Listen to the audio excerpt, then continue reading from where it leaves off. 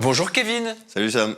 Kevin, tu as participé à la 6e édition de Secret Story. Ouais, il y a longtemps. Rappelez-vous, c'était en 2012, c'était sur TF1. Tu partageais l'affiche avec des grosses têtes d'affiche qui sont devenues des grosses têtes d'affiche de télé-réalité. Je pense à Capucine Anave, qui a quitté les bancs de la télé-réalité mais qui est devenue influenceuse, maman également. Thomas Vergara, qui par la suite se sera mis en couple et se sera marié avec Nabila et aura eu des beaux enfants. Ou encore Nadège Lacroix qui est devenue maman. D'accord. D'ailleurs. Alors jusqu'à l'époque de Secret, la tête de la saison-là, c'était quand même moi. Ah, c'était toi. Tout tournait autour de moi. Donc, c'est vrai que t'avais avec un mon secret. fameux secret. Et c'était, comme il y avait le trio, forcément, ça parlait beaucoup de moi. Et c'est vrai que... Ouais. T'avais un secret qui était quand même assez particulier. Assez atypique, je le rappelle, si vrai, vous avez surtout. oublié, Et c'était vrai. « Je vis avec ma femme Et mon ex, et mon ex dans la même maison. dans la même maison. » Et je rappelle que c'était l'époque où c'était encore des vrais secrets. Pas les trucs montés comme maintenant. Ah ouais, tu penses qu'en saison 6, tout le monde avait des vrais secrets, il n'y avait pas des, secrets si, mécaniques. mais je faisais partie des vrais secrets. Et puis tu es devenu, entre-temps, alors 10 ans après, tu as complètement changé, tu es devenu un auteur, un écrivain, un conférencier, et tu as sorti 7 ouvrages, Renaissance, faire renaître l'essence, les sens et le sens de la vie. Voilà. De sa Entre-temps, vie. il s'est passé beaucoup de choses quand même. Ben justement, tu es là pour ça, on va Exactement. pouvoir tout passer en revue, en interview, en toute intimité. Mais alors juste, réponds s'il te plaît à cette question, parce que j'ai eu ouï dire que tu avais travaillé ou que Dylan Thierry, oui, aurait travaillé avec toi. Alors, c'est simple. En fait, à l'époque, pourquoi j'ai arrêté la télé? Parce que moi, en fait, j'avais des business, j'avais des restaurants, j'avais des magasins. J'avais 2 magasins en France et un magasin à Luxembourg. Et à Luxembourg, il me fallait un employé. Pourquoi? Parce que j'avais plus le temps de m'occuper, de partir chercher du courrier ou d'aller mettre le plein dans ma voiture ou tout ça. Et il me fallait un employé qui s'occupe à peu près de tout ça. Plus quelqu'un qui soit prêt à vendre ou prêt à aller dans un de mes restaurants. Donc un employé polyvalent. Un employé polyvalent. Un homme à tout faire. Un homme à tout faire. Et on m'a conseillé Dylan, que j'ai vu en entretien et que j'ai énormément apprécié. Bon, je lui avais fait un petit entretien sympa avec lui, c'était assez amusant. Il avait mal répondu, mais je l'aimais bien, il avait des bonnes énergies. Et donc je l'ai pris. Alors, Dylan, je sais qu'il y a beaucoup de gens qui disent beaucoup de choses sur lui. Moi, la seule chose que je peux dire sur lui, c'est un des plus gros travailleurs que j'ai eu. Pour te donner un exemple, c'est le jour de l'an.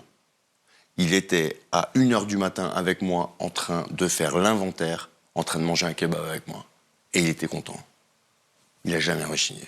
Jamais. Il avait quel âge? C'était un gros travailleur. Oh, je sais plus, à l'époque, c'était il y a 11-12 ans. 11-12 ans. Et je sais que c'est quelqu'un qui... Je sais un peu ce qui se dit sur lui, mais moi, ce que je retiens de lui, c'était un gros travailleur. Il donnait beaucoup, il était toujours souriant. Et non, franchement, moi j'ai toujours de bons contacts avec lui, j'ai super bons contacts. Et ça, c'était après Secret Story, donc C'était après que Secret Dylan Story, était ton bien sûr, employé. ouais, bien sûr, ouais, les boutiques, les magasins, les boutiques, tout ça, c'était après. Et pendant combien de temps il a travaillé pour toi? Il a travaillé pour moi pendant 2 ans, je crois, parce qu'après il a fait Koh-Lanta. Et il a fait Koh-Lanta, puis une fois qu'il a fait Koh-Lanta, après Ça t'a surpris? il a arrêté. Ça t'a surpris de le voir dans Non, Koh-Lanta? parce que moi, sortant de Secret, j'avais tous les comment ils s'appellent, Les contacts? Ceux qui cherchent les personnes, Les casteurs. Les casteurs, voilà. Et puis j'ai dit, écoute, moi j'en ai un qui est pas trop mal, et je sais pas si ça vient de là. Et j'ai dit, Dylan, j'ai un contact là qui cherche pour Koh-Lanta, vas-y. Et je sais pas si ça vient de là. Hein. Ça se trouve, ça vient de là, je sais pas, je peux pas confirmer. Et après, il est parti à Koh-Lanta. Et tes boutiques, c'était des boutiques de quoi? Alors, je vendais des prêt-à-porter, mais assez haut de gamme. Balmain, Givenchy, Yves Saint Laurent. Ah oui, c'était un multimarque. Ouais, c'était un multimarque. Ça s'appelait Angle Droit. Je vendais, Givenchy, Yves Saint Laurent, Discworld, Balmain. Voilà. Et pourquoi tu t'es lancé en 2012 dans l'aventure Secret Story? Comment t'es arrivé à participer à une émission comme Secret Story? Simplement, en fait, c'est eux qui sont venus me chercher pour un autre secret. Pour lequel? Alors, ils sont venus, en fait, ils cherchent quelqu'un qui a fait de la prison et qui en est sorti. Ils cherchaient quelqu'un qui a fait de la prison qui en est sorti, et moi, j'en ai fait, mais en fait, j'ai été victime d'une erreur judiciaire. J'ai fait 4 mois de prison, et je le dis parce que c'est sur les réseaux, il suffit d'aller sur les réseaux et on le voit. Et en fait, et on le voit qu'effectivement, j'ai été victime d'une erreur judiciaire à l'époque-là. Ben oui, c'est le média Closer qui révélait à l'époque que tu aurais volé donc des chéquiers dans la banque où tu travaillais. C'est ça. Tu as eu un parcours en banque. Voilà, c'est ça. À la base, je suis un trader, ouais. Et que tu aurais donc dérobé plus d'1 million d'euros au profit d'une société offshore. Alors, c'est 7 millions. 7 millions d'euros. 7 millions. Ah oui. Voilà. Et en fait, c'est pas des échiquiers, pas du tout. Il y a eu un gros virement qui a été passé, qui est passé par Liechtenstein, je crois, Luxembourg, île Caïmans, tout ça. Et apparemment, ça s'est arrêté à Israël, je crois, de mémoire. Et ils ont cru que c'était moi. Et j'ai dit, merde, j'ai rien à voir là-dedans. Mais pourquoi ils ont cru que c'était toi? Parce que à l'époque, de là où c'est sorti, ils pensaient que les employés, ils pensaient que c'était moi le seul capable intellectuellement à faire un truc comme ça. Mais parce que tu étais trader pour Ouais, une banque. C'est ça. Ça consiste en quoi? Moi, faut m'expliquer, j'y connais rien. En fait, moi, j'étais en money market, donc je tradais sur les marchés avec les monnaies. Voilà, tout simplement. Mais ça veut Acheter dire des quoi, monnaies, avec des mots français? En fait, j'achetais, je revendais de la monnaie et la monnaie fluctue. À l'époque, il n'y avait pas l'euro, la monnaie fluctue. Donc moi, j'achetais bas et je revendais haut. Et en fait, la money market, c'est sur des gros volumes. Donc, c'était des sommes en millions. Ah oui, bien sûr. Mais comment on a la conscience de l'argent quand on gère des sommes en millions qu'on n'a pas forcément sur son compte en banque? Après, ce qui fait la différence, c'est que quand on passe un trade, au lieu de passer un trade à 1000 euros comme quelqu'un peut faire, nous, on passe un trade à 1 million. Il n'y a rien de plus. Après, la technique, elle est exactement pareille. Et c'est vrai que tu as été placé en détention provisoire? C'est ça, en fait. Comme c'était de la préventive, il n'y avait pas de condamnation. Ils soupçonnaient de ça. Donc, ils m'ont incarcéré comme en préventive. Et puis la préventive, elle est tombée parce qu'il n'y avait rien. Il n'y avait strictement rien. Pendant combien de temps tu as été incarcéré, Kevin? 4 mois. Faut les passer quand même. De juin à septembre. Faut les passer, hein. Il faut les passer. Et surtout qu'on n'a rien fait, c'est dur. Comment tu as vécu ces 4 mois en prison? Alors sincèrement, pour moi, c'était pas dur. Moi, j'arrivais là-bas, je m'adapte, c'est pas un problème. Par contre, voir sa mère pleurer, c'est sa famille qui est dure. Ça, c'est dur. C'est voir les autres souffrir. Parce que eux, par contre, ils se posent la question, qu'est-ce qu'il a fait? Attends, mais ne me fais pas croire quand même que pour toi, quand même, c'était pas si compliqué que ça. Moi, quand même, du jour au lendemain, ta vie s'arrête. Ouais, la vie s'arrête. Surtout qu'en plus, j'ai dû arrêter la banque à cause de ça, quoi. Parce qu'après, ça tourne. Mais bon, voilà. Et comment tu l'as vécu, justement, que le média Closer révèle ce passé Je crois que dans Closer, il précise que j'ai été innocenté, j'ai même été indemnisé par l'État. Hein. Oui, enfin, il révèle que tu demandais des dommages d'intérêt à l'État. Oui, j'ai été indemnisé par l'État. De toute façon, mon casier judiciaire est vierge. Il n'y a pas de stress sur ça. Comment ça se passe quand on est victime d'une erreur judiciaire, comme tu l'as été, en fait, pour arriver jusqu'à l'indemnisation par l'État? En fait, c'est l'avocat. L'avocat demande... il y a le jugement. Et ensuite, l'avocat dit, maintenant, on demande les indemnisations. Et en fait, l'indemnisation, c'est le nombre de temps que tu es resté en détention. Et ensuite, c'est simplement une indemnisation par rapport à ce que tu as perdu.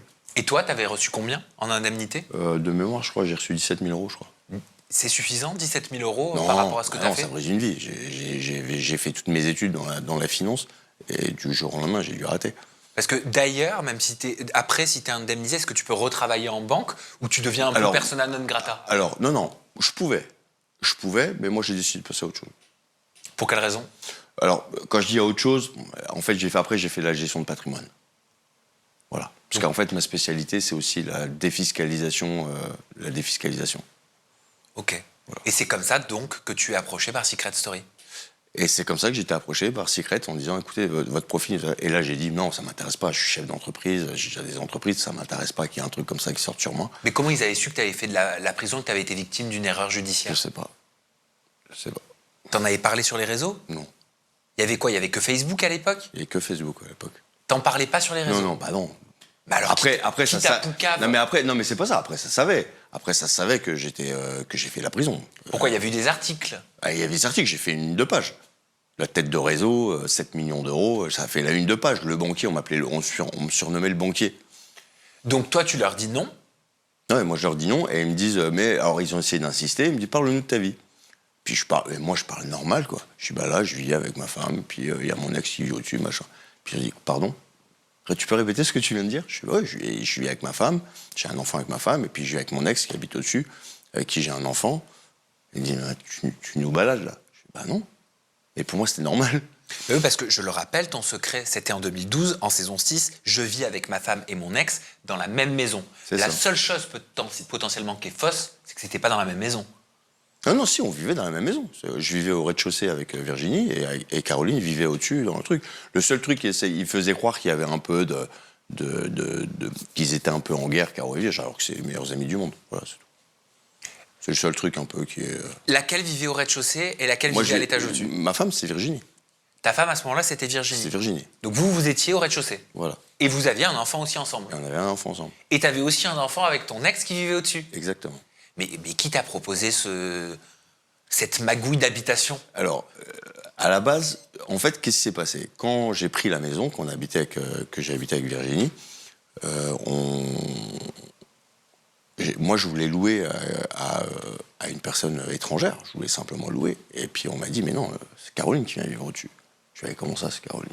Non. Et puis, finalement, l'un dans l'autre, j'ai fini par accepter ce système. Mais t'avais peur de ce système? C'est pas conventionnel, on est d'accord. Ah bah oui, on est d'accord. C'est pas conventionnel, mais on s'entendait bien. Tout le monde s'entendait bien. C'est-à-dire, ton ex connaissait ta titulaire? Ah oui, bien sûr. Elle s'entendait bien? Ah, ils s'entendaient super bien, ils sont amis, bien sûr. Il n'y avait pas de jalousie? Non, pas de jalousie. Et les enfants? Tout était clair, il n'y a pas de délire. Et les enfants? Les enfants, ils savent même pas ce que ça veut dire le mot demi-sœur. Oui, c'est des frères et des sœurs tout simplement. Point. Ok. Et il n'y avait pas de choses un peu bizarres, touchy, il n'y avait pas d'ambiguïté? Non, aucune. Il n'y avait plus rien? Non. Donc il n'y avait pas de jalousie? Non, il n'y a aucune jalousie. Non, puis moi, je suis quelqu'un de transparent, totalement transparent. Je mens pas pour la simple et bonne raison, c'est que je préfère affronter et argumenter pour justifier une éventuelle connerie que j'ai pu faire. Mais je pars du principe, évite de faire des conneries, t'auras pas besoin de mentir. Alors, à quel moment tu leur pitches ton rendez-vous avec la prod de Secret Story? À Virginie et Caroline. À quel moment tu les c'est très embarques simple. C'est très simple. Je leur dis, écoutez, ils viennent de m'appeler. J'ai Secret Story qui viennent de m'appeler, qui me voulaient par rapport au fait que j'ai fait de la prison. Elle me dit, mais comment ça? Et je dis, bien sûr, j'ai dit non. Elle me dit, par contre, ils m'ont demandé, ils ont essayé de passer par la porte de derrière. Je leur ai expliqué ça. Elle me dit, et apparemment, ils seraient intéressés par nous voir. Ah ouais, pourquoi pas? Donc, ils ont fait venir une équipe de prod chez nous pour voir si c'était vrai. Et quand ils ont vu que c'était vrai, et qu'en plus, on paraissait bien, ils se sont dit, on travaillait, chacun travaillait, puis on est éduqués, on avait... voilà. Mais tu regardais, toi, cette émission, non, Secret Story? Non. T'avais jamais regardé? Non. Et est-ce que tu t'es mis à regarder? Et j'ai pas regardé après. Hein. Et t'as pas regardé non plus non, après? Non, la télé-réalité, je regarde pas. Mais tu savais quand même dans quoi tu t'es embarqué? Oui, tu connaissais le principe de l'émission? En fait, moi, j'ai plus associé ça à Big Brother. Oui, Big Brother. Voilà. Et moi, je suis quelqu'un qui aime la nouveauté, et j'aime les expériences, et j'aime savoir de quoi je parle. Donc, et j'aime les nouvelles expériences, tout simplement. Et pourtant, moi, je me souviens de séquences. Quand même, tu dis qu'elles s'entendaient bien, Virginie et Caroline, mais je me souviens de séquences dans cette saison 6 de Secret Story où il y avait quand même des dramas. Ah, mais la fameuse séquence, heureusement, il y a une vitre. Elle est magistrale, ça. D'ailleurs, elle est connue comme l'un des plus gros clashs de télé-réalité. Parce qu'il faut savoir qu'à ce moment-là, c'était en direct. Et il y a le CSA qui a appelé couper tout de suite la scène. Mais alors, quels sont les dessous de cette séquence? Je sais pas, sincèrement, je sais pas. Parle-moi de cette séquence. Alors, pour ceux qui ne l'ont pas vu à l'époque, comment tu la racontes? Le seul truc que je peux dire, c'est que donc moi je suis sorti du jeu et moi j'étais pas retourné avec Caroline. Hein, et ils me disent ouais, ça serait bien que tu attendes devant et que tu tiennes la main à Caroline. Je dis pourquoi vous voulez que je fasse ça? Pourquoi je tiendrais la main de Caroline? Je vais pas tenir la main de Caroline. Ouais, mais si, c'est juste pour un plan séquence, t'inquiète. Et ça n'a pas loupé. En fait, ils ont fait un zoom sur la main. C'est ce qu'ils ont montré à Virginie. À Virginie, ils disent ouais, il y a Caroline et Kevin qui veulent te dire quelque chose, et avec main dans la main. Donc c'était pour faire monter un peu la pression. Mais c'est de la manipulation pure et dure. T'es étonné? Bah non, je suis pas étonné. Mais c'est quand même chaud. Tu peux péter un couple en faisant ça. Ah bah c'est ouais, bien sûr. Donc elle a une vraie réaction, Virginie. Virginie, elle a une vraie réaction, et ce qui est compréhensible d'ailleurs. Oui, ce qui est compréhensible, mais elle n'a pas dû comprendre. Non, elle n'a pas dû comprendre. Et toi, à aucun moment, tu t'es dit, attends, si on veut que je lui tienne la main à Caroline, c'est forcément parce qu'il va montrer à Virginie. Oui, mais tu sais, c'est dans l'emballement des choses. Puis après, un moment, tu le fais. Voilà. Après, t'es là pour jouer. On joue. Et c'est comme ça que naît cette fameuse séquence de la vitre? Et c'est comme ça qu'il y a eu la fameuse séquence de la vitre. Et c'est pour ça que moi, on me voit, que je comprends pas ce qui se passe, en fait. Parce qu'elle sort une tirade, mais millimétrée, quoi. Elle sort une tirade millimétrée. Et je dis, waouh, qu'est-ce qui se passe? Mais il y a plein de trucs comme ça. Tu auras d'autres trucs. Par exemple, il faut savoir que j'étais connu pour le mec qui pleurait. mais soi-disant qu'il pleurait parce que je pensais encore à Caro, et trucs comme ça. C'est complètement faux. Il faut savoir qu'à ce moment-là, ma mère était gravement malade. Et j'étais le seul, il y a plusieurs trucs où j'étais le seul, j'étais le seul à avoir droit à appeler ma mère pour savoir comment ça se passait.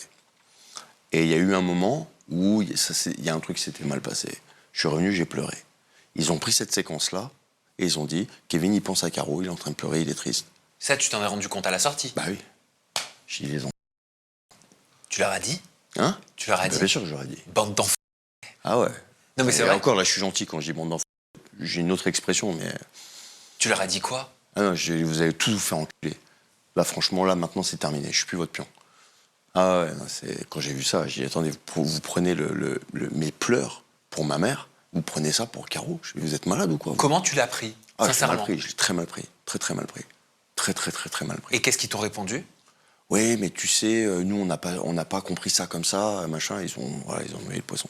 On n'a pas compris ça comme ça. Alors. Ils ont noyé le poisson ou ils ont joué au con? Ouais, qu'est-ce que tu veux dire? Après, on est dans une grosse machine. On est obligé de faire. On sait qu'eux, ils veulent faire l'audimat. Et l'audimat, malheureusement, les téléspectateurs, qu'est-ce qu'ils veulent? C'est du clash. Quand tout se passe bien, ils ne regardent pas. Ce qu'ils veulent, c'est du clash. Tu utilises le terme pion. À quel moment tu t'as réalisé, à quel moment tu t'es dit, ah, en fait, je suis le pion d'une production qui veut faire des images? En fait, déjà dedans, mais je pensais maîtriser un peu le truc. Ouais. Mais à l'époque, je savais pas qu'il y avait tous les montages. Ouais, mais c'était quoi tes red flags? Tu dis dedans, déjà, je me rendais compte de certaines choses. Ah, dedans, on se rend compte pour l'émission, quand ils donnent l'émission. Quand ils donnent des missions, Par exemple. l'émission, quand par exemple ils disent à Caro, oui, il faut que tu ailles voir ton Kevin et lui dire que finalement tu penses encore à lui. Elle a dit, mais attendez, c'est pas le cas. Pourquoi je ferais ça? Oui, mais bon, voilà, ça va faire un peu le jeu. Voilà, c'est un peu le genre de truc comme ça où. Machin. Après, Big Brother, c'est ça. Hein. Big Brother, on est là, on est comme des souris à l'intérieur d'un bocal, et puis ils regardent un peu comment que ça se passe, et puis ils mettent 2-3 trucs pour que les unes réagissent par rapport aux autres, et tout ça. Et il faut savoir que, tu disais les grosses têtes des Capucines Nana, mais il faut savoir qu'au début, comment on sait qu'une personne est connue à l'extérieur? D'accord? C'est très simple. Et populaire. Et populaire à l'extérieur. C'est très simple. On a des ITV à l'intérieur à l'intérieur du jeu. Donc, à l'intérieur du jeu, c'est simple. Quand tu es appelé une dizaine de fois en ITV, donc c'est-à-dire dans le moment, tu sais, l'endroit où il y a le fauteuil avec le micro et tout ça, quand tu es appelé une dizaine de fois par jour, et que les autres, rien du tout. Donc tu comprends que lui, on lui demande beaucoup de choses à lui. Donc tu comprends que lui, il y a des trucs. Et quand arrive le prime, et que lors du prime, ça parle encore de moi, tu dis, ouais, ok, c'est lui.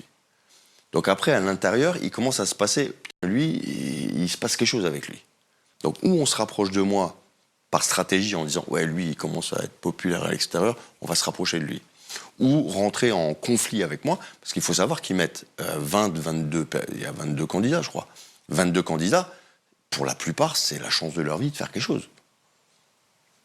À la base, je veux pas être méchant, mais à la base, si on prend c'est des serveurs en boîte de nuit, ou serveurs en restaurant, ou même pas de travail, tu vois. Et c'est un peu leur chance de leur vie d'avoir une lumière sur eux, et de faire quelque chose. Et pour faire quelque chose, qu'est-ce qu'il faut? Il faut faire du buzz. Tu aurais pu prédire, quand tu étais à l'intérieur de la Maison des Secrets, que Capucine Nave deviendrait celle qu'elle est devenue par la suite? Non. Serait chroniqueur sur une émission comme Touche pas à mon poste des années après? Non. Bon, après, moi, je regarde pas. Non, mais on peut sentir parfois l'énergie d'une Moi, personne. ah oui, par contre, après, on peut sentir que les intentions. Si c'est l'intention de vouloir percer, juste être populaire, ou de faire quelque chose de vrai. Nadège Lacroix, Thomas, tu savais par exemple qu'ils étaient très mis en avant? Pourquoi tu souffles? Nadège, pourtant je l'aimais bien Nadège quand elle est arrivée, mais elle a dit une fois une phrase qui m'a pas plu du tout, mais pas plu du tout. Elle a dit, moi à la sortie je me mélangerai pas au peuple. Je dis, mais tu t'es pris pour qui toi? T'es qui toi? Parce que t'as 2 caméras devant toi, tu crois que tu fais pas partie du peuple? Mais ça veut dire quoi? C'est péjoratif de faire partie du peuple? Et puis le peuple, c'est ceux qui vont te suivre après. C'est comme ça que tu les traites. Ah, j'allais te dire, le peuple, est-ce que c'était pas vous? Non, c'est parlant des autres. Je lui dis, mais tu te prends pour qui? Et là, en fait, c'est là qu'il y a eu un gros... Je supporte pas qu'on méprise les gens. Je supporte pas ça. Et ça qu'on s'est pris vraiment la tête. Et après, il y a eu la guerre, bien sûr, avec Thomas. Pourtant, Thomas, on s'appréciait. Hein. Mais ils ont fait en sorte, comme ils ont vu qu'il y avait 2 coqs dans la maison, moi et lui, donc ils ont fait en sorte qu'on se confronte. C'était vraiment virulent entre vous? Ah oui, ouais, plusieurs fois, la prod a failli nous sortir. Vous êtes battus? Non, interdit, puisque à partir du moment où tu lèves la main, t'as tous les gardes qui rentrent dans la maison et qui nous font sortir. Et on est virés tout de suite. Et d'ailleurs, c'est ce qui est arrivé à Thomas. Il a levé la main, machin. Sur Nadège? Non, c'était quand il s'est fait virer, il a levé la main sur l'autre, comment ça s'appelle? Sur Audrey. Il était violent, Thomas? Non, mais il avait des coups de sang. Après, c'est un Méditerranéen. Mais non, mais Thomas, il est cool, hein. Franchement, je me suis tapé des bons délires avec lui. Mais des fois, c'est un Méditerranéen, il monte. Mais face à moi, je monte aussi. Donc. Et Nadège Lacroix, tu pouvais pressentir qu'elle allait gagner cette édition? Après coup, oui. À l'intérieur, je comprenais pas. Tu te voyais gagnant? La prod, on peut pas se cacher. La prod, elle m'a protégé quand même. J'étais un petit joyau pour eux. Pourquoi elle t'a protégé? Si vous regardez les émissions, comme par hasard, je devais être nominé. Comme par hasard, je le suis pas. Et ça, 3, 4, 5 fois de suite. Donc à un moment, j'étais protégé. Mais pourquoi? Parce que je faisais à l'intérieur, je faisais le taf. Mais comment une production, elle peut protéger un candidat qui est nommé par les autres? Simplement en faisant des missions, en disant que si tu fais ça, ou alors des missions secrètes qui fait que certains a un pouvoir, l'autre ne l'a pas, et puis que finalement ceux qui votent pour un tel, finalement ils votent contre l'autre. Finalement c'est pas pour, mais c'est contre. Bref, il y a plein de trucs qui fait que plein de petites astuces. Après, moi je trouve qu'il était flag au final. Quand tu regardes après, c'était flag. Qu'est-ce qui t'a le plus plu dans cette expérience? L'expérience en elle-même. Parce que pour moi, il n'y a pas de bonne ou mauvaise expérience. À chaque fois, il y a un truc à en tirer. Et aujourd'hui, ça m'a permis quand même de voir des choses que j'ai jamais vues, que je pensais même pas possible. Déjà, appartenir à une famille. Si on prend tous les Secret Story, je sais pas, il y en a 10, 11. 11 ou 12, oui. Voilà, tu mets 20 candidats, 22 candidats, il n'y a que 220 personnes qui ont fait ça. Et la plupart, bon après, il y a ceux qui sont un peu connus, populaires, on va dire, on se connaît. Mais donc déjà, ça, c'est sympa. Et moi, alors ça, c'est un truc que j'ai jamais compris. Juste le fait d'avoir fait de la télé, à l'extérieur, j'avais interdiction. En fait, la production m'a mis des gardes du corps tout de suite quand je suis sorti. Et effectivement, j'ai compris. Je pouvais plus me balader dans la rue. C'était impressionnant. C'était des émeutes. Et moi, je comprenais pas, parce que moi, je reste simple dans ma tête. Je reste humble. Et je dis, mais j'ai rien fait, je suis juste passé à la télé. Bah oui, à ta sortie, t'as dit, pour l'instant, la vie réelle n'existe plus pour moi. Non. On m'arrête dans la rue, on veut me prendre en photo. Ouais. Mais encore maintenant, moi, j'étais avec ma femme tout à l'heure, ma future femme, et on me reconnaît encore, maintenant, 13 ans après. On me reconnaît encore. Pourquoi par la suite tu participes pas aux Anges, les Anges de la télé-réalité? Alors, simplement parce que moi, je fais du business, du vrai business. C'était pas du vrai business pour toi? Mais non, c'est pas du vrai business. Puis moi, moi, je suis un homme d'affaires, je suis pas... Ce truc-là, ça m'intéresse pas, c'est pas mon truc. Qu'est-ce qui t'intéressait pas? Parce que t'avais une première expérience peut-être qui t'avait plu. Ouais, mais ça m'intéressait pas, c'est pas... Et t'as dû voir les autres s'enchaîner dans toutes ces émissions. En fait, il faut malheureusement, et on le voit après d'ailleurs, ils sont devenus des professionnels de télé-réalité. C'est-à-dire qu'ils savent ce qu'il faut faire pour se faire remarquer, tout ça. Moi, c'est pas mon truc. Moi, je suis authentique. Je suis comme je suis. Ça plaît, c'est bien. Ça plaît pas, tant pis. Et quand je vois à qui ça plaît pas, je me dis tant mieux. Tant mieux que je leur plaît pas. Mais je pars du principe que je ne veux pas jouer de rôle.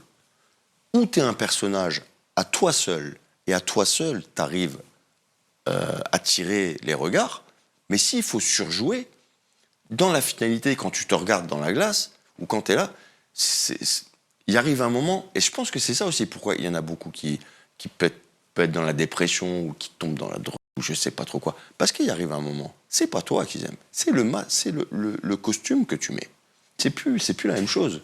Comment t'expliques que le retour de Secret Story sur TF1, TFX, des années après des années d'absence, la mayonnaise n'est pas pris? C'est ce que je t'ai dit tout à l'heure. Les secrets sont mythos.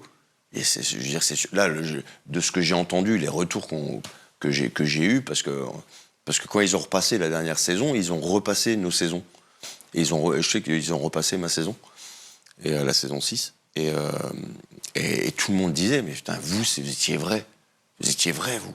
Eux, c'est des influenceurs qui sont déjà connus, machin. En fait, ils essayent de prendre simplement les communautés de chacun des trucs pour faire monter la sauce. Nous, on était des vrais. On était des inconnus. On était des inconnus avec des vrais secrets dans une boîte, et la sauce prenait.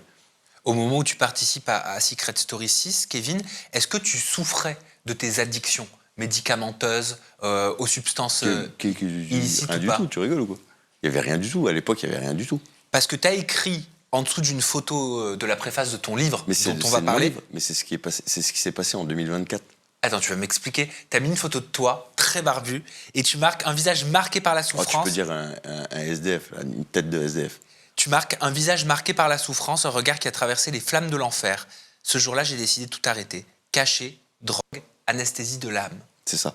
En fait, qu'est-ce qui s'est passé en 2023 ? Il y a eu le décès de mon père. Et c'est le dernier vivant. D'accord ? Et moi, mon père était très important pour moi. Donc il y a eu ça. 2 mois après, j'ai dû quitter mon ex, enfin pas Caroline, hein. J'ai dû quitter mon ex que j'aimais. J'ai dû la quitter. C'était simple, c'était ou j'acceptais qu'elle ne me respecte pas sur certains mots, ou je me respectais moi-même et je partais. Donc j'ai pris mes valises et je suis parti. Donc 2 coups très durs. 3, il faut savoir que je suis propriétaire d'un... J'ai perdu ma voix, ça y est. Mais non, mais ça doit être... Non, c'est bon. J'ai perdu... Ouais, c'est parce que c'est quand même... Ouais, ben c'est parce que ça te prend justement à la gorge, au trip. Bien sûr, bien sûr. Il faut savoir que je suis propriétaire, j'ai inventé quelque chose et j'ai un brevet monde sur quelque chose qui est en rapport avec les trottinettes. Donc j'ai un brevet monde. Si tu vas sur Google Patent, tu tapes mon nom, tu verras brevet monde, France, Europe, monde. J'ai un brevet monde. Et donc à ce moment-là, j'étais en train d'essayer de le développer. Et donc je rencontre quelqu'un je vais pitcher dans un pays. Le pays dit ouais, c'est top, ton idée elle est top. Et donc c'est bon, on est d'accord. Et la personne qui m'a présenté ce gouvernement-là a fait tout un montage pour me voler mon brevet. Un brevet, il faut savoir que c'est minimum 3 ans de travail. Beaucoup d'argent investi sans être sûr d'avoir des résultats derrière. Donc je fais ça, et derrière, elle essaie de me le voler. Donc décès de mon père, je me sépare de quelqu'un que j'ai aimé, et on essaie de me voler 3 ans de 3 ans et demi de fruits d'un travail où vraiment c'est beaucoup de stress, parce que on ne sait pas si on va l'avoir le brevet, parce que c'est pas sûr, hein. On fait les instructions, il y a les ingénieurs qui bossent dessus, tout ça. On ne sait pas si on va l'avoir, c'est beaucoup d'argent qui sort, sans être sûr derrière machin. Après moi, rien à voir, ça me dérange pas. Pour moi, l'argent, c'est vraiment pas important. Et dans un projet, pour moi, c'est le projet qui fait l'argent. C'est pas l'argent qui fait un projet. Donc, partant de là, je l'ai fait. J'ai été au bout. Mais quand j'arrive au bout et que j'ai le brevet, qu'on essaye de me le voler derrière, ça faisait 3 coups. Ça faisait 3 coups d'affilée. Bref. Et à ce moment-là, effectivement, j'ai commencé à prendre des cachets parce que j'étais pas bien. Tu prenais quoi? Antidépresseurs. Oui. Voilà. Donc, antidépresseurs. Ensuite, anxiolytiques, neuroleptiques, morphine. Bref, j'ai pris la totale. En fait, je voulais m'anesthésier le cerveau. Voilà. J'ai anesthésié de l'âme, mais je voulais m'anesthésier. Tu mélangeais ça avec des substances illicites, avec de la... Ah oui, bien sûr. Tu prenais quoi? C'est tout simplement. De la cocaïne. Ouais, c'est là que je n'ai... Et tu faisais le combo médicament-cocaïne. Exactement. Et ça crée quoi? Ça crée une anesthésie du cerveau. C'est-à-dire, le but, c'était quoi? C'était d'être amorphe, de plus rien ressentir? C'est ça. C'est de l'autodestruction aussi. Bien sûr, c'est de l'autodestruction. On fait pas ça pour se construire, hein. On fait pas ça pour aller mieux. Mais même prendre un antidépresseur, je conseille à personne de prendre un antidépresseur. On fait pas ça pour aller mieux. Pendant combien de temps t'as eu ce combo médicamenteux? Ça a été pendant 3 mois et demi. Pendant 3 mois et demi. Comment tu t'en sors? C'est simple. 27 février 2024, 13h38. La veille, j'ai un ami qui passe, qui me voit, qui me dit « Kevin, là, tu vas avoir le plus grand combat de ta vie à mener, toi contre toi-même. et tu sais que tu es très, très fort. Donc, il va falloir que tu sois très, très, très fort. Et ça a fait un tour dans ma tête. Et j'ai dit, OK, j'arrête tout. Et j'ai tout arrêté. Et depuis... Du jour au lendemain. Du jour au lendemain. Du jour au lendemain. J'ai tout arrêté. Donc, donc voilà. Et donc... et à partir de ce moment-là, je me suis entièrement reconstruit. Entièrement. À quel moment tu fais ton énorme tatouage de tigre dans le dos? Oh, ça, c'était bien avant, ça. Ah, bien avant. Parce que tu le mets en avant aussi sur les réseaux sociaux. Ouais, je me demandais s'il y c'est avait la force. une signification. C'est la force. Mais c'est mon animal totem. Ça veut dire quoi, animal totem? Animal totem, c'est je me sens proche de cet animal. C'est comme si on était connecté. Dans le sens, la force tranquille, on est calme, on le voit, on a envie de le prendre dans ses bras, mais on sait qu'il ne faut pas trop le toucher. Puis sur les réseaux sociaux, alors on parlait de Secret Story tout à l'heure, mais plus de 10 ans après, ta vie, même professionnelle, elle a complètement changé. C'est ça. Ce que tu communiques aussi sur les réseaux sociaux a complètement changé, parce que tu parles beaucoup de ton mindset. Voilà, tu mindset, communiques sur ouais. le mindset. Qu'est-ce Sur que le c'est mindset, le mindset? la motivation. C'est un mot qu'on entend beaucoup sur les réseaux Alors, sociaux aujourd'hui. c'est très simple. C'est pas que je parle de ce que... En fait, je parle de ce que j'ai vécu. C'est-à-dire que moi, je suis quelqu'un qui montre par l'exemple. Même quand j'étais patron, je montrais, regardez, moi, j'arrive à le faire. Donc, vous pouvez, faites comme ça. Et là, en fait, c'est la même chose. Je dis, regardez, je suis parti de rien, avec rien, et j'ai réussi à me relever en 1 an. C'est-à-dire qu'à ce moment-là, quand je décide de tout arrêter, avec rien, j'arrive à me remettre physiquement, j'arrive à me reconstruire, j'arrive à faire des œuvres caritatives, parce que je fais beaucoup de caritatif. Je fais du caritatif, j'écris un livre, je voyage, et j'en viens même à me marier maintenant. En 1 an. Et une carrière professionnelle, puisqu'aujourd'hui, sur les réseaux, ça marche très très fort pour moi. Pourquoi? En 1 an. Pourquoi Renaissance, Kevin? En plus, tu le marques, c'est la phrase que tu écris sur la première de couverture, faire renaître l'essence et le sens de sa vie. Voilà. Simplement parce que c'est un peu ce que j'ai vécu, une renaissance. C'est-à-dire que j'ai fait une table rase de mon passé, et maintenant je vois la vie complètement autrement. Et renaissance, faire renaître l'essence, faire renaître l'intérieur, la flamme intérieure. Oui, et c'est un peu ce que je fais sur les réseaux. C'est-à-dire que là, en ce moment, j'ai appelé ça de la dark motivation. La dark motivation. C'est quoi la dark motivation? Alors ça, mon livre, il est gentil. Ça parle du dépassement de soi, de la peur de l'inconnu, les énergies, le couple, la femme. Voilà, ça parle de tout ça. Et ma future femme me dit, mais Kevin, assume ton côté sombre, ton côté guerrier, assume-le. Ok, je vais écrire des trucs. J'en mets 1, 2, 3. Et sur les réseaux, ça pète tout de suite. Et j'ai décidé de faire ça. Et j'ai fait une série de 68 shorts.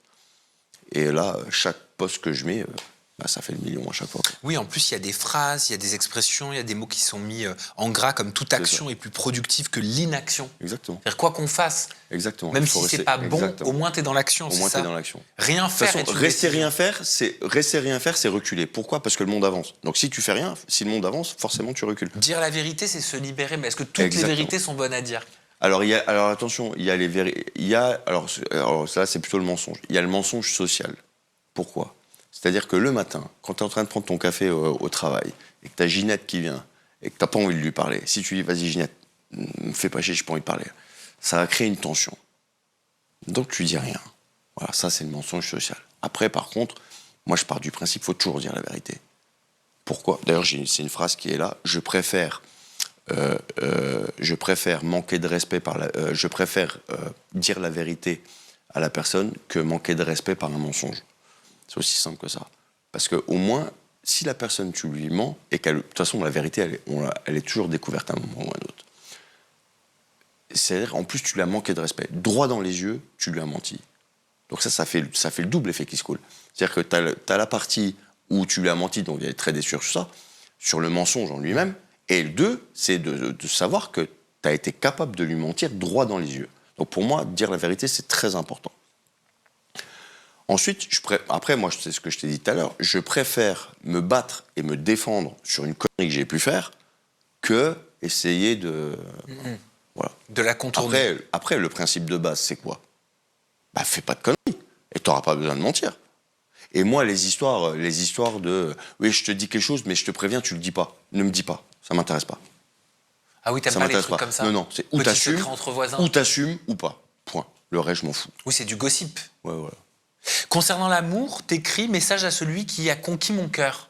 Ouais. Tu parles de ta future? Non, à ce moment-là, il faut savoir qu'à ce moment-là, même quelques jours avant de rencontrer ma future femme, pour moi, c'était terminé les relations, être en couple, pour moi, c'était terminé. Surtout avec la vie que je menais, j'étais tout le temps en voyage, j'étais sur les réseaux, et puis c'était toujours le même schéma qui se faisait. Je me dis, ouais, bah, c'est terminé. Tu mets un trait sur une relation de couple. Et c'est au moment où je dis ça, où il se passe un truc qui est irréel, qui est inhumain, qui est pas humain. Si on me dit, mais comment c'est possible? Je dis, ouais, c'est inhumain, je peux pas l'expliquer. Mais c'est la cousine de ta première femme? Non, c'est pas la cousine de ma première femme. Mais effectivement, elle est un peu de la famille. Mais alors c'est qui? Et c'est Élodie qui est là. Oui, mais par rapport à ta première femme, Caroline. En fait, Caroline a un beau-père. Et le frère du beau-père, c'est sa fille. D'accord. Ah oui, ça reste dans le cercle, Mais c'était pas prévu. Proche. C'était pas prévu, ça s'est pas calculé. Ça a été une rencontre qui a été vraiment par pur hasard.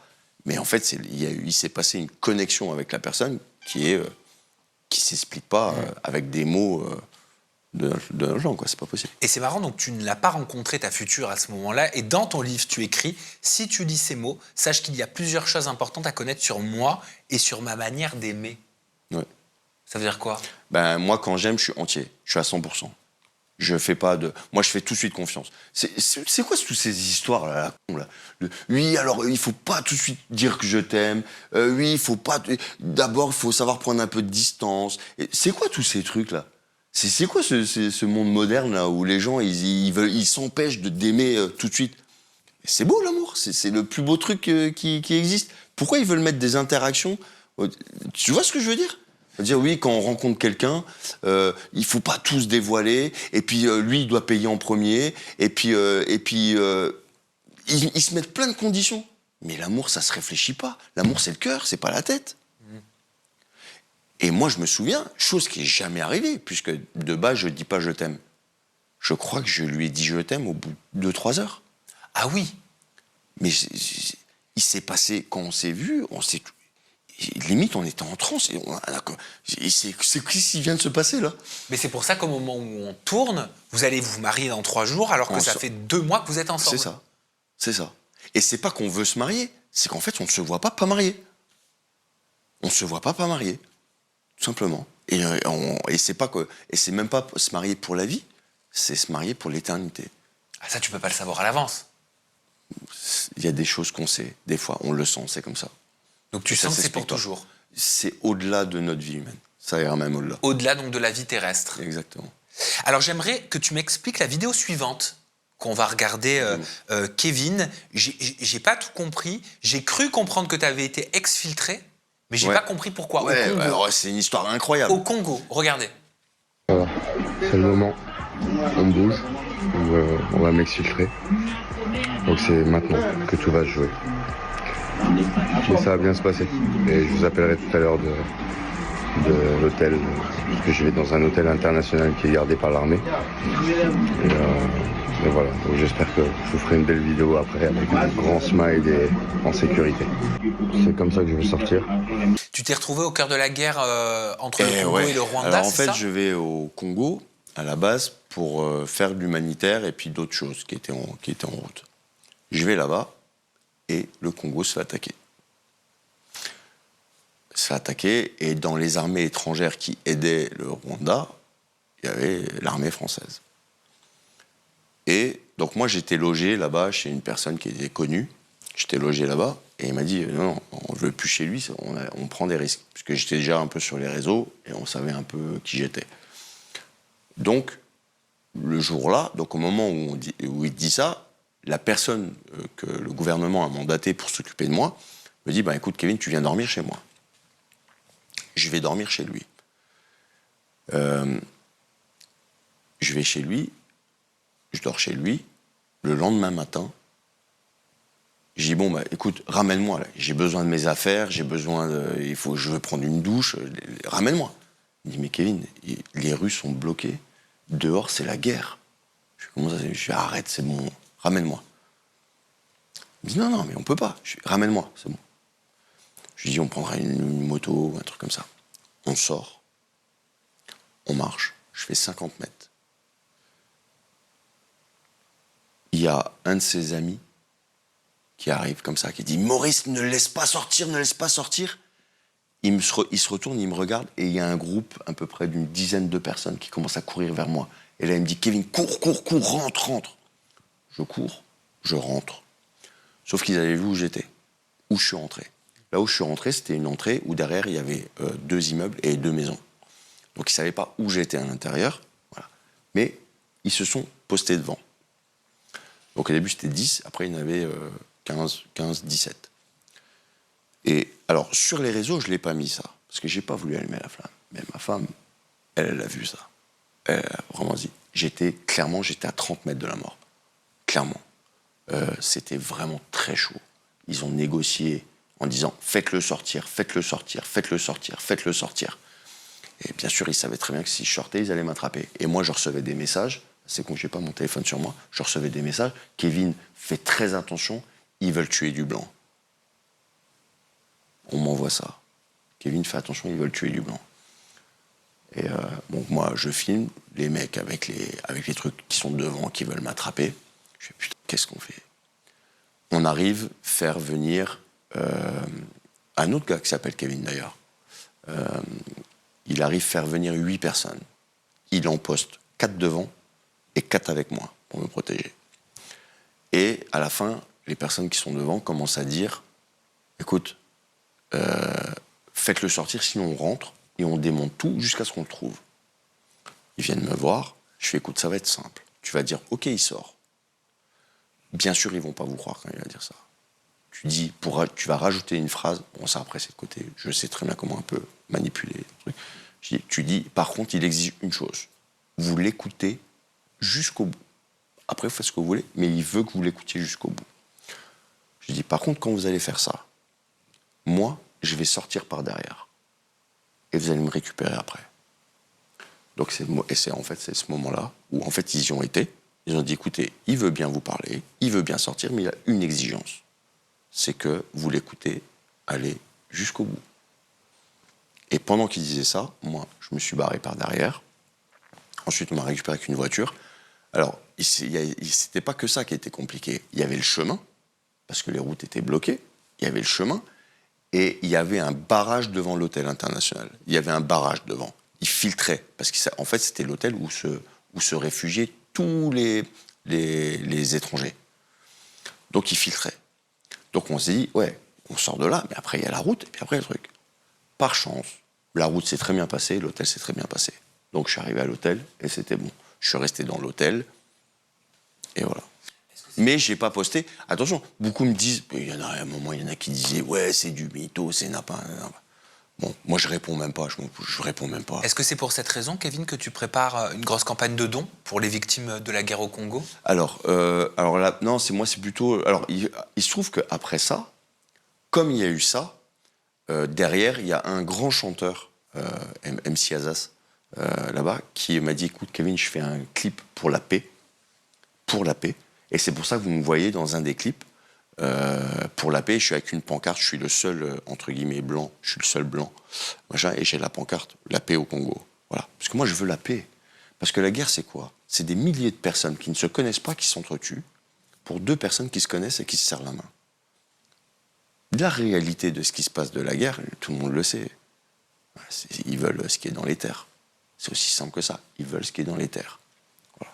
Donc, avec ta future femme, vous partagez d'ailleurs le même intérêt pour l'engagement humanitaire. Vous allez devenir, je crois, ambassadeur d'une ONG. C'est ça. On est ambassadeur. Ah, vous êtes laquelle? On a été enregistré Visaco, ONG okay. Visaco, et on a été enregistré. Alors c'est un vrai titre d'ambassadeur. Alors c'est un titre d'ambassadeur honorifique, puisque le titre ambassadeur lui-même, c'est quand tu représentes un pays. Mais quand tu représentes une marque ou une ONG, c'est ambassadeur honorifique. Donc elle est ambassadrice, je suis ambassadeur, et donc ça a été enregistré chez Notaire il y a pas longtemps, je crois, il y a 2 semaines. Et en fait, pour pouvoir faire un appel aux dons, une chose comme ça, il faut qu'on soit officiellement enregistré comme ambassadeur pour être officiellement avoir le droit de collecter et pour aller donner. Et donc, pour notre lune de miel, et elle est exactement comme moi, on est dans l'humanitaire parce que je pense qu'il faut nourrir son âme. Et partant de là, donc le lendemain de notre mariage, on part au Congo et on va aider en donnant de la nourriture, des habits et surtout de la force. C'est marrant ça, comment tu as développé cette fibre? Tu vois, tu me racontais en introduction ton parcours en banque, dans le conseil patrimonial, Ouais. le trading, etc. Ouais. Ça n'a rien à voir. Ça n'a rien à voir. Et je vais même plus loin que ça. Avant, j'avais beaucoup d'argent. Beaucoup d'argent. Aujourd'hui, j'ai rien. J'ai rien. Jusqu'à il n'y a pas longtemps, je te voyais ça. Mais comme quoi, et je suis fier de le dire. Parce que même sans rien, si tu as un bon projet, tu peux faire plein de choses. Il suffit d'avoir un bon projet et d'y croire. Croire en soi. Avant de vouloir croire en ton projet, crois en toi déjà. Et fais en sorte d'être apte à faire ce projet. Moi, c'est ma philosophie. Et c'est un peu ce que je dis dans mes vidéos, c'est nourris ton âme, pas tes peurs. Nourris ton corps, pas tes envies. Tu vois ce que je veux dire? Voilà. C'est un peu ma philosophie. Ma femme est exactement pareil. Donc nourris ton corps, mange ce qu'il faut pour que ce soit bon pour ton corps. Exactement. Et non pas, par tes exemple, envies. un McDo Exactement. ou Moi, je comprends pas coupe comment de les gens... glace avec du caramel plein de sucre. Non, exactement. C'est ça que tu veux dire? Exactement. Vous vous rendez pas compte que là, tout ce qui est... ça peut même aller plus loin que ça. Parce que les envies, ça fait du bien Tout. aussi. Mais bien sûr, de temps en temps. Mais attention, je suis le premier à me prendre un petit paquet de bonbons. Hein. Pas s'emballer non plus. Je suis pas... voilà. Mais par exemple, je bois pas d'alcool, par exemple. Je bois que de l'eau. Bon, après, j'ai jamais trop bu d'alcool. Ça n'a jamais été trop mon délire. Mais ouais, je bois que de l'eau. Mais l'eau, enfin, je veux dire, moi, dans le livre 2, parce que j'ai déjà écrit le livre 2, j'explique un fait tout simple. Est-ce que ça vous viendrait à l'esprit de vous laver avec du coca ou avec de l'alcool? Non, vous lavez avec de l'eau. Et bien, faites la même chose avec l'intérieur de votre corps. Vous prenez du temps et de l'argent pour entretenir vos voitures ou votre maison, mais vous ne le faites pas pour ce que vous avez du début à la fin. Entretenez-vous, faites du sport, cultivez-vous, apprenez, formez-vous. C'est vous, c'est votre corps. Le matériel, c'est rien. Ça part, ça vient, voilà. C'est pas ça qui rend heureux. Il faut les bases. Si t'es heureux sans rien, imagine plus tard. Imagine plus tard. Si t'es heureux sans rien, c'est la base. Nous, on se marie, on n'a rien. Mais on a le principal, l'amour. Donc on a tout. Et on est entouré de gens qui comprennent ça. Et ben on va finir là-dessus parce que c'est une jolie conclusion. Merci Kevin pour cette interview. On te retrouve au travers de ton ouvrage qui s'appelle Renaissance, faire renaître l'essence, les sens et le sens de sa vie. Elle t'a plu ma dédicace? Ah, j'aime beaucoup. Ouais. Mais je la garde pour moi. Ok. Ah, c'est perso. C'est perso. Ouais, elle est perso, oui, celle-là. Ah, bah ouais. Mais j'espérais juste avoir tapé dans le mille. En plus, moi, sache que les livres qu'on m'offre, qu'on m'apporte en interview, je les garde tous. C'est vrai? Tous. Et je pense que je les garderai, j'en suis sûr, jusqu'à ma mort. Tout est un souvenir pour moi. Je suis très attaché aux souvenirs. Ouais. Voilà, bon, c'est comme ça, chacun son truc. Et on te retrouve aussi sur les réseaux sociaux. Ton compte Instagram, c'est Kevin Meneker. Emeneker, pardon. Ta chaîne YouTube, c'est Kevin Emeneker. Et ton compte TikTok, c'est kevin.emeneker. C'est ça. C'est de quelle origine? Emeneker, c'est alsacien. Ah, alsacien. T'es né où? Et pourtant... À Chétikheim? Non, alors, et pourtant, c'est très mélangé. Ma mère est née en Tunisie, donc j'ai une culture pied noir. Et mon père a côté ma grand-mère italien. Et l'autre côté, un peu alsacien-allemand. Eh ben merci, Kevin, pour cet échange. C'est moi. Vous avez vu, très agréable. De Secret Story à l'écriture d'un ouvrage, il n'y a qu'un pas. Nous, on se retrouve très bientôt avec une nouvelle personnalité, toujours des confidences en toute intimité. Prenez bien soin de vous, c'est important, et de vos proches. Bye bye.